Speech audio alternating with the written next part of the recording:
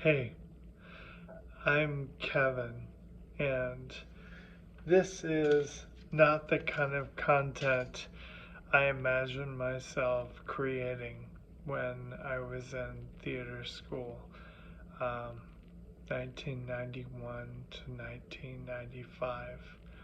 Um,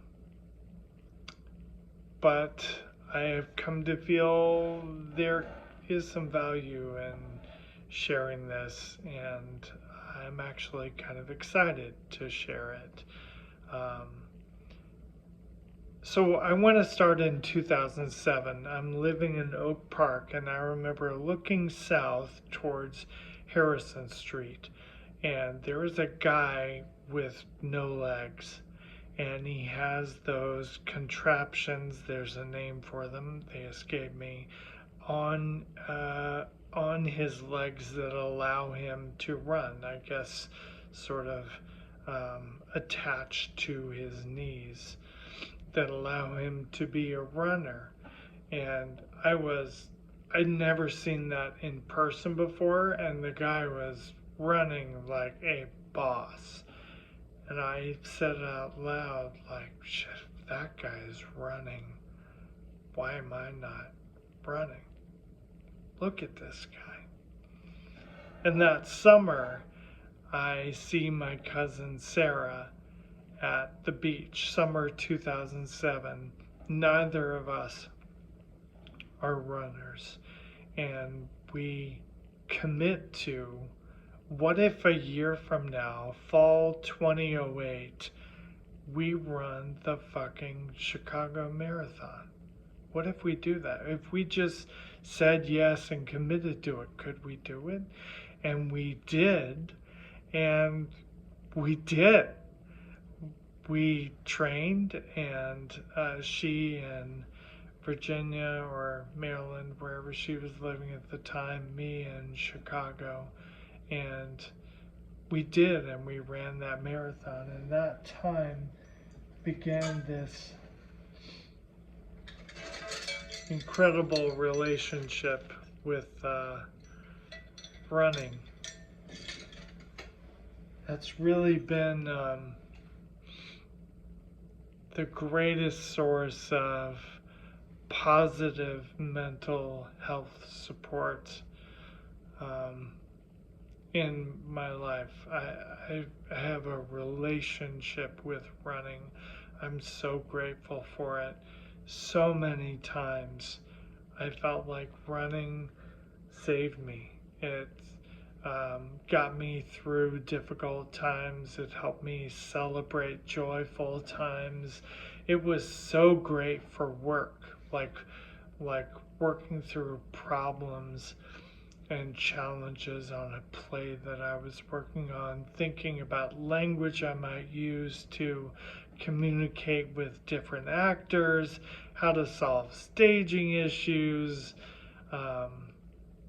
I loved thinking about work when I was running. I loved thinking about people I loved when I was running. There was a thing I do for races, and I would, for each mile in long races, half marathons or longer, I would write one word, and there would be sort of a race plan, like a mind, in my mind, a race plan for, during this mile, I'm going to think about this person. During this mile, I'm going to just think about that show that I did. And during the pandemic, running was so valuable for my mental health. I loved it. I started doing run streaks, which I'd never done before. I would get up to 30, 40 some days at a time. I did this whole insane challenge where I decided I was going to run the length of the CTA, and I had each line had a certain number of miles of track, the orange, the green, the red, the blue line. And I like drew out this whole map with my daughter, and just for some shit to do, I ran the length of the whole CTA. Um, so in 2022, I had my first symptom. It was in February 2022. The first thing that happened was I describe now it as a full body yawn. Totally involuntary. I got out of bed, my legs, torso, everything stretched in a way that it had never done before. I could not stop it. I had to simply let it happen. And I started bumping into corners with my shoulder. When I was running, I started having this sensation like my left leg isn't quite, gosh, it almost feels like I have to pick it up a little bit. I have to pick up my left knee or I'm gonna trip. It's kind of lagging behind almost. And became concerning enough, paired with dropping things with my left hand. I started to tell my primary care about it, and it made him nervous. He was troubled by a couple things and said, okay, we're going to get you some MRIs and you're going to go see a neurologist just to be sure. Hopefully you have a really badly pinched nerve somewhere. And first neurologist was September or October 2022. I'm now on neurologist number 7. I live outside of Nashville, Tennessee. I'm on my second neurologist at Vanderbilt. She is amazing. I'm in such good hands. I'll tell you more about this person.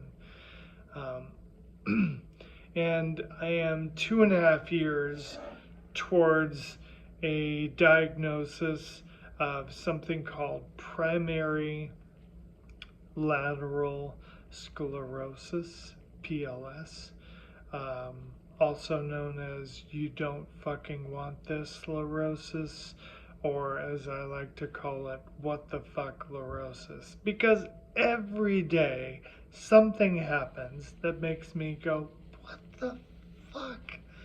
Is this really how I walk now? Is this really how I hold things? Is this how I talk now?